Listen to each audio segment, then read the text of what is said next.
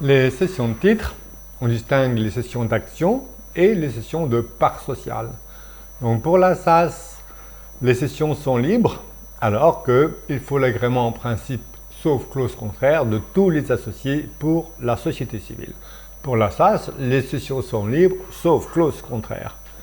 Et les statuts peuvent prévoir pour la SAS certaines clauses, notamment la clause spécifique à la SAS d'inaliénabilité, pendant 10 ans maximum, une clause d'agrément et une clause de rachat forcé, dite aussi d'exclusion.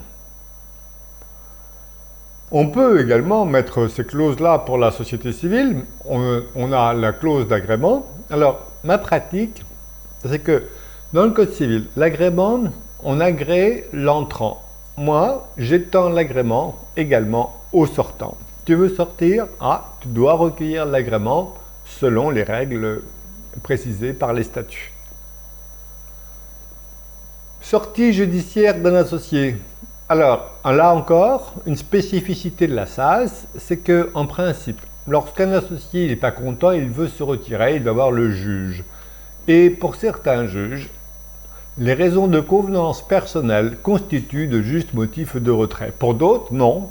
Les raisons de convenance personnelle ne constituent pas de justes motifs de retrait. Alors, moi je dis dans les statuts, en préambule, que les raisons personnelles ne constituent pas de justes motifs de retrait. Vous voyez, je fais barrage au juge. Quand bien même le juge autoriserait, malgré les statuts, normalement le juge doit quand même se plier aux statuts, bon, quand bien même à ce moment-là il autoriserait un associé à se retirer, en principe pour toutes les sociétés, la société doit racheter les titres de l'exclu.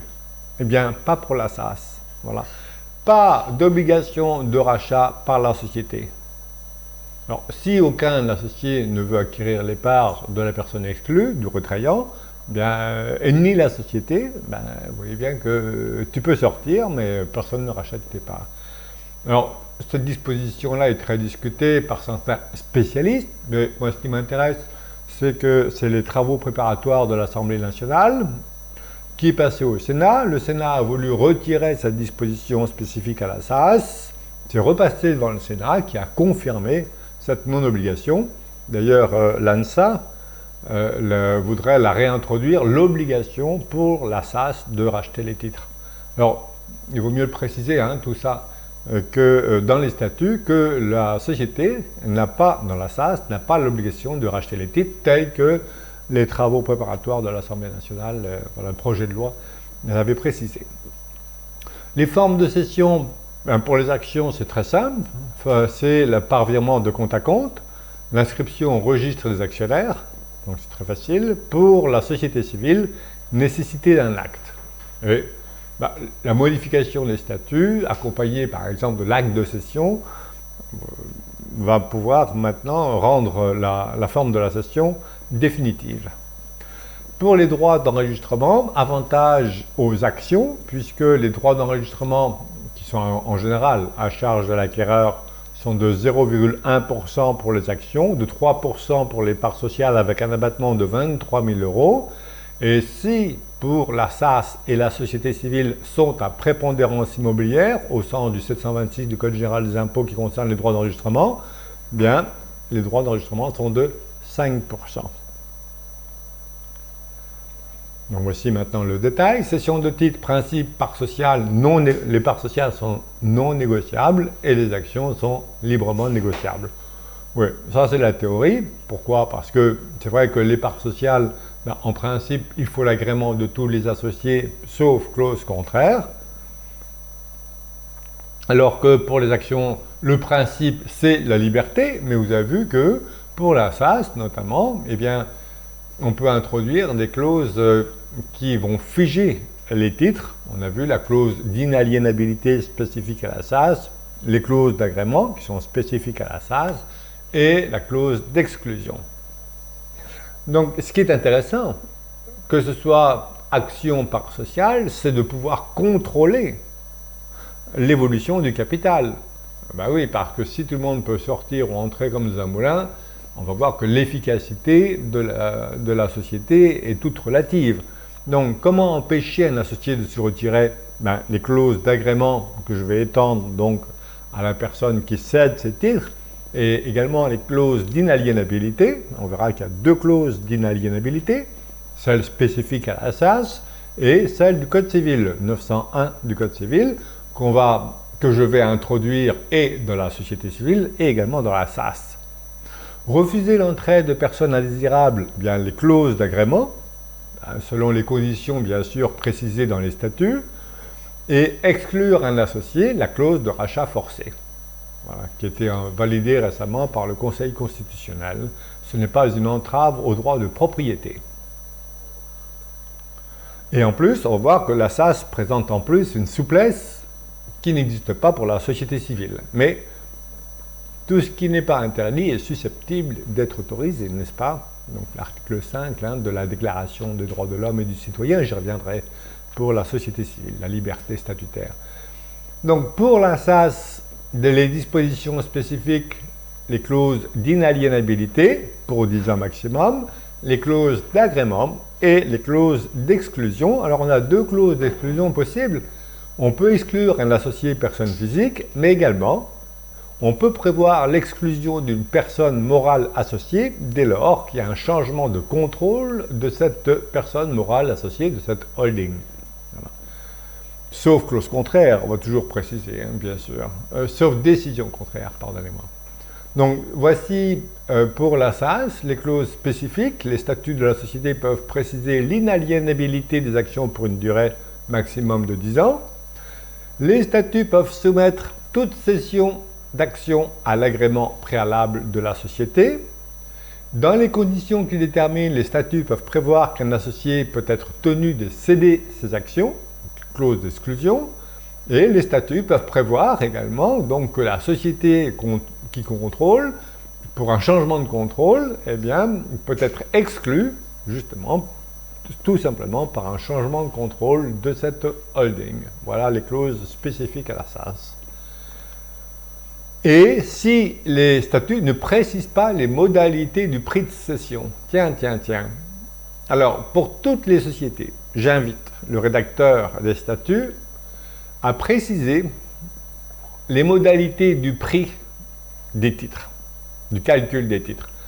Parce que, en cas de conflit, s'il y a un conflit, parce que vous avez vu que chez moi, pour aller voir le juge, c'est impossible pratiquement, puisque les pouvoirs de juge ont été pratiquement écartés dans toutes les clauses. Mais cela étant, on ne sait jamais. Et donc, on peut prévoir pour toutes les sociétés les modalités du prix des titres. Voilà. Et ça, j'invite. Pourquoi? Parce que si vous ne précisez pas, c'est la loi Pacte qui a introduit cette possibilité-là, heureusement d'ailleurs, le juge allait nommer un expert et l'expert avait le pouvoir souverain pour évaluer les titres, notamment en autorisation de retrait, pour évaluer la valeur des titres, à moins qu'une erreur grossière soit commise par l'expert, on était tenu auprès de l'expert. Mais si les statuts précisent les modalités du prix de calcul de la valeur des titres, alors, s'il y a un expert, il est tenu à appliquer la méthode de valorisation précisée dans les statuts. Ça peut avoir un impact très lourd, très fort. Voilà. Donc, et il y a une clause spécifique encore à la SAS, notamment, les statuts peuvent préciser les modalités de prix de rachat, notamment en cas d'exclusion. Donc, on peut mettre plusieurs modes de calcul de la valeur des actions selon les raisons de la sortie d'un associé. Exemple, je peux préciser dans les statuts qu'en cas d'exclusion, pour mésentente, il faut prévoir la mésentente. On va me dire, mais c'est exagéré, la mésentente, c'est complètement subjectif. Oui, c'est subjectif, mais j'ai un article du Code civil que le juge peut prononcer la dissolution de la société en cas de mésentente lorsque celle-ci paralyse le fonctionnement de la société. Je ne veux pas attendre la paralysie du fonctionnement de la société pour exclure un associé. Donc, voilà, la mésentente, hop, et voilà. Et les statuts vont préciser les modalités de calcul de sortie d'exclusion pour mes ententes.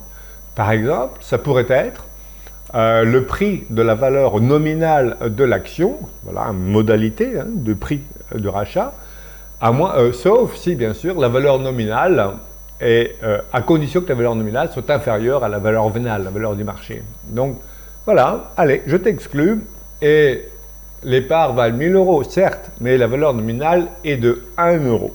Donc, voici 1 euro par action.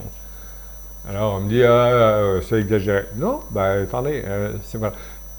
Les associés sont tenus au statut. Évidemment, si vous n'écrivez pas ça, et ça, un pacte d'associés, c'est nul. Vous ne pourrez pas l'imposer, ça. C'est uniquement dans les statuts.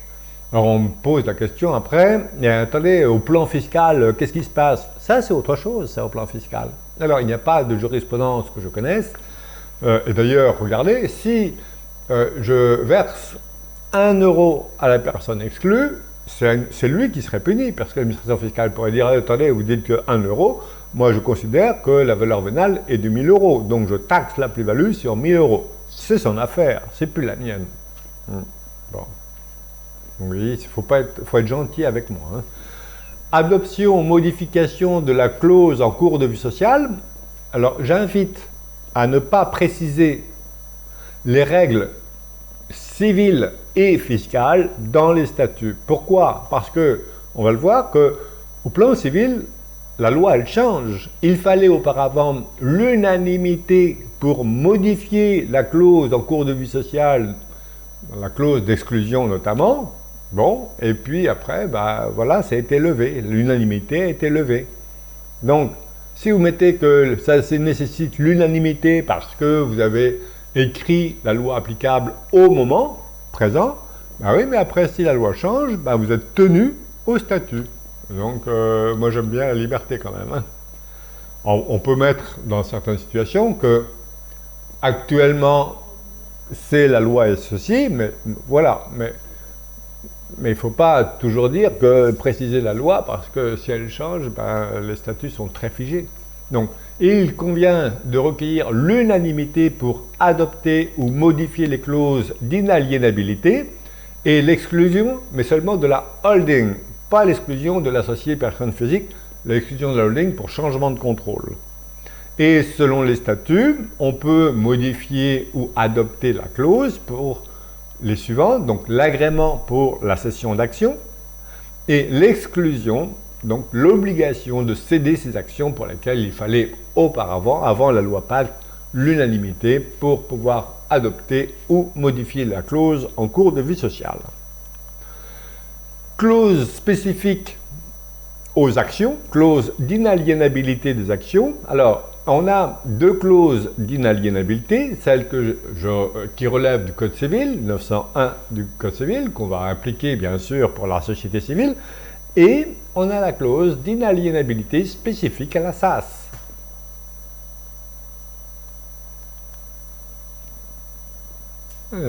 Et est-ce que les 10 ans sont renouvelables? Je ne pense pas. Alors, mais on n'a pas l'obligation de motiver ici l'inaliénabilité. Alors, il faut être prudent sur, lorsque je rédige les statuts, sur le point de départ de la clause d'inaliénabilité. Parce que si je dis dans les statuts que les actions sont inaliénables, bien l'inaliénabilité, la durée des 10 ans, court à partir de la rédaction des statuts. Donc, il faut prévoir qu'une instance, c'est elle qui va décider le début de l'inaliénabilité. La clause peut être intéressante, je la mets systématiquement, elle sera utilisée ou pas, mais elle peut être aussi intéressante, notamment pour consolider un pacte du trade, notamment l'engagement de conserver les titres 6 ans.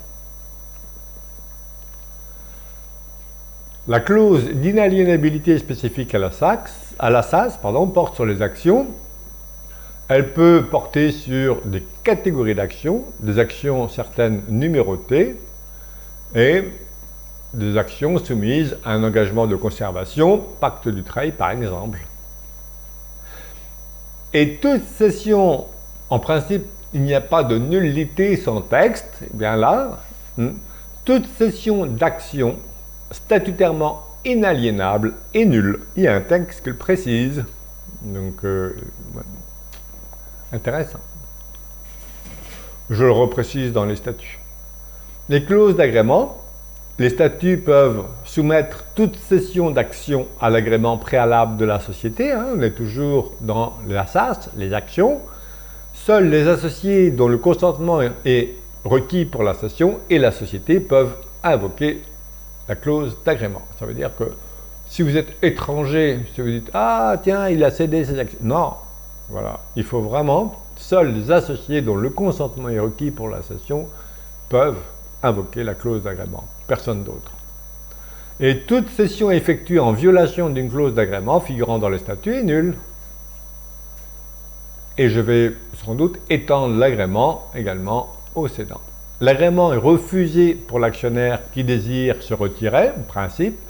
On a l'obligation, la société, un des associés peut venir racheter les titres de l'associé qui se retire ou la société. Et on l'a précisé précédemment que pour toutes les sociétés, sauf la SAS, la société, si personne autre, si aucun associé ne se porte acquéreur des actions, eh bien c'est la société qui aurait l'obligation de racheter les titres de l'associé autorisé ou à se retirer ou l'exclure.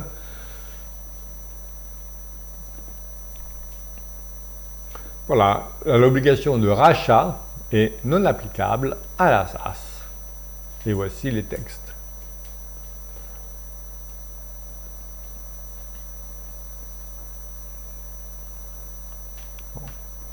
Il y en a qui disent non, c'est impossible. Ben oui, mais c'est pas moi qui l'invente. Si le rachat est proposé, précisez dans les statuts les modalités du prix de rachat. Et là encore, on a une liberté spécifique à la SAS. Si les statuts ne précisent pas les modalités du prix de cession, voilà, donc grande liberté spécifique à la SAS. Et vous voyez qu'on peut prévoir le prix de rachat, notamment en cas d'agrément pour les cessions, mais aussi en cas d'exclusion. Ce n'est pas forcément le même prix. Et également, on peut très bien avoir un autre prix pour l'exclusion de la personne morale dont le contrôle a changé. Par exemple, tout est possible.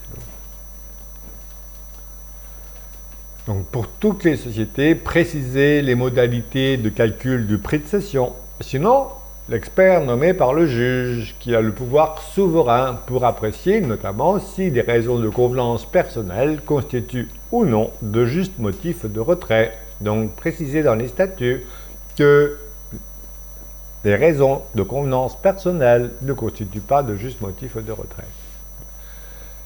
Clause d'exclusion, donc la clause dite de rachat forcé également, exclusion d'un associé et exclusion de la holding si il y a un changement de contrôle.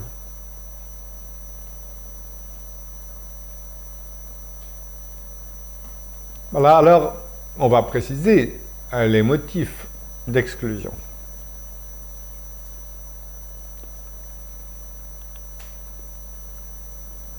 Il faut la collectivité des associés pour adopter ou modifier la clause. On a vu précédemment, les statuts peuvent librement préciser le domaine, le champ des décisions dites collectives. Je rappelle que les décisions dites collectives seront celles pour lesquelles les associés, tous les associés doivent participer, voire voter. Et alors que pour la clause modifier en cours de vie sociale, changer, introduire la clause d'exclusion pour une personne morale pour changement de contrôle, eh bien, il faut l'unanimité des associés. Et vous savez ce que je pense de l'unanimité. Les conditions d'exclusion sont fixées par les statuts. Les décisions d'exclusion ne relèvent pas nécessairement de la collectivité des associés. Donc, voici un arrêt. Alors, évidemment, ce n'est pas ma pratique, mais de préciser dans les statuts que c'est Henri Royal, notamment, qui autorise ici l'exclusion, ou qui prononce l'exclusion. Je n'aime pas en faire des questions de personne. Donc je vais préciser l'instance qui décide, à défaut, à défaut, à défaut. Et lorsque la décision d'exclusion relève statutairement de la collectivité des associés, eh bien l'associé concerné ne peut pas être privé du droit de participer et de voter son exclusion. Pardon, le droit de participer sur son exclusion. Et on peut le priver de voter, parce que participer n'est pas voter. Participer n'est pas voter, c'est confirmé par l'article 1844 du Code civil. Pourquoi? Notamment, un indivisaire qui a la qualité d'associé, en aucun cas ne peut voter. Mais on ne peut pas lui priver du droit de participer au vote.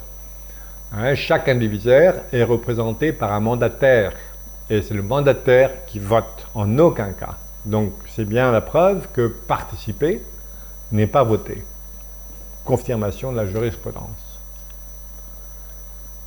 J'invite à préciser dans les statuts les motifs d'exclusion basés sur des critères objectifs. La mésentente est un critère objectif.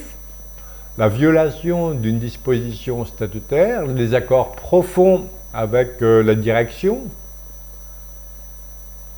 la mésentente avérée. Il va falloir respecter les droits de la défense et du principe du contradictoire, donc la participation de la personne exclue, les modalités du prix de rachat et la suspension des droits non financiers de l'associé entre la décision et son retrait. Société civile, on a des textes spécifiques et on va préciser encore l'article 5 de la Déclaration des droits de l'homme et du citoyen, tout ce qui n'est pas interdit est susceptible d'être autorisé, dès lors que ce n'est pas contraire aux règles, à l'ordre public, par exemple. On a des textes spécifiques qui concernent l'agrément pour la transmission des parts et l'autorisation de retrait, le retrait judiciaire. Et là, il va falloir faire échec au pouvoir souverain du juge. Donc on va introduire la clause d'inaliénabilité relative au Code civil, 901, et les clauses d'exclusion. Donc pour la société civile, l'agrément pour la transmission de parts, en principe, voici la règle, les cessions à des descendants ascendants du cédant, il n'y a pas de nécessité d'agrément, sauf clause contraire. Les cessions de parts, l'agrément unanime des associés est nécessaire, sauf clause contraire. Et le décès, en principe, pas d'agrément des héritiers légataires, sauf clause contraire. Donc on va introduire toutes les clauses contraires.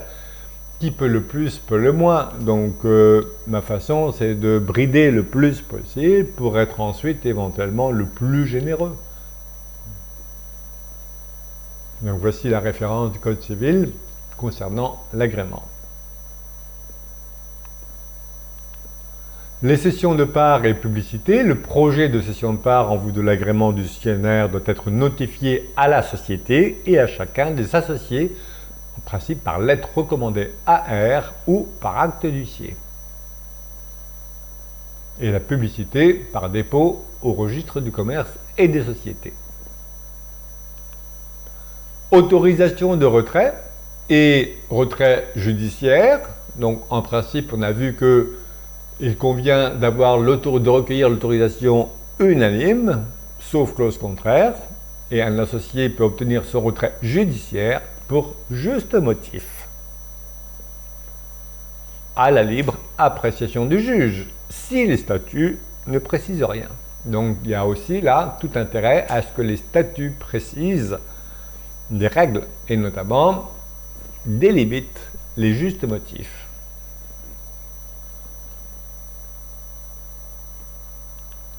Ne constitue pas de juste motif de retrait, des raisons de convenance personnelle notamment,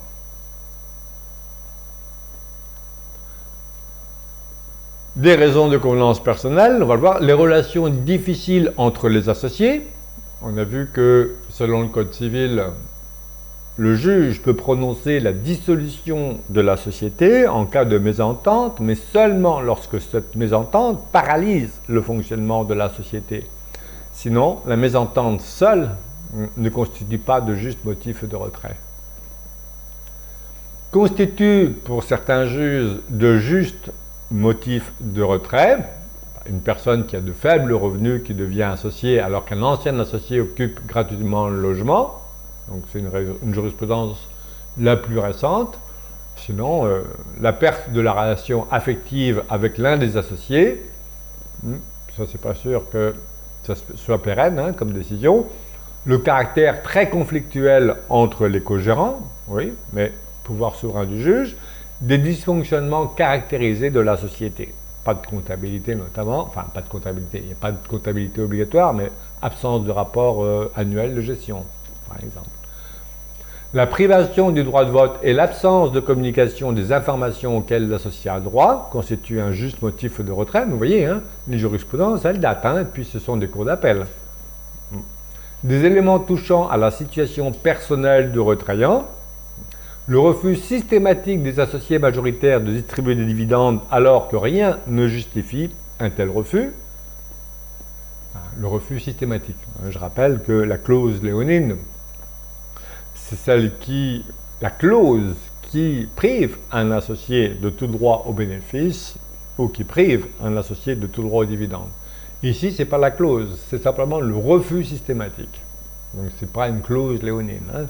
Mais c'est pour ça que c'est le systématique, donc il faut faire toujours un peu de gris clair ou du gris foncé, et évitons de faire du noir ou du blanc, c'est-à-dire aucun résultat distribué ou la totalité du dividende distribué.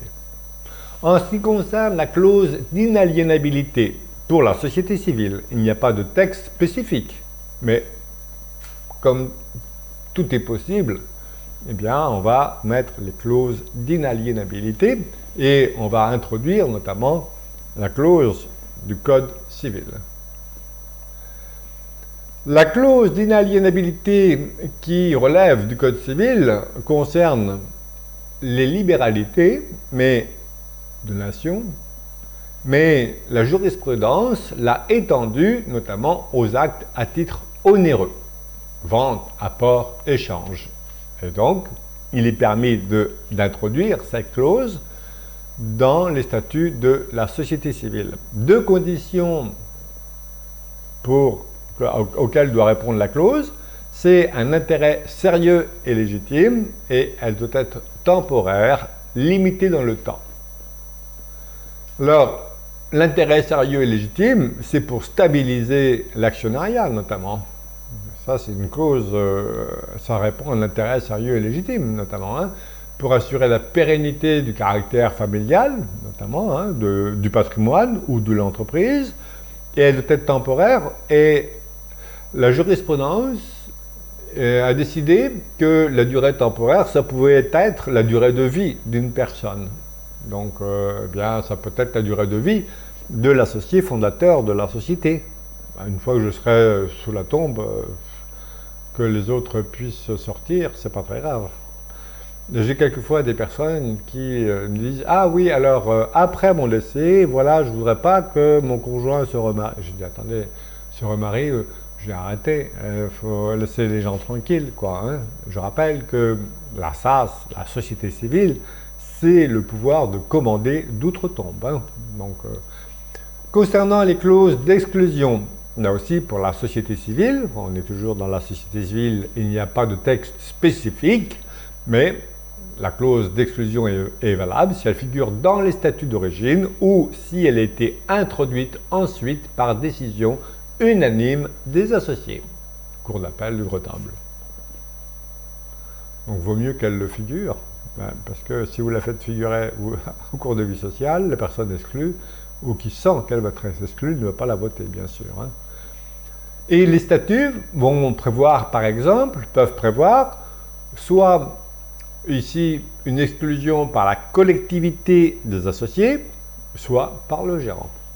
Alors, pour collectivité des associés, ça veut dire hein, la totalité des associés qui participent et qui votent.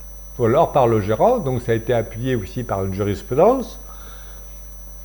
Et à ce moment-là, ben, vous n'avez pas à convoquer la personne exclue et elle n'a pas à participer à son vote, hein, si c'est le gérant.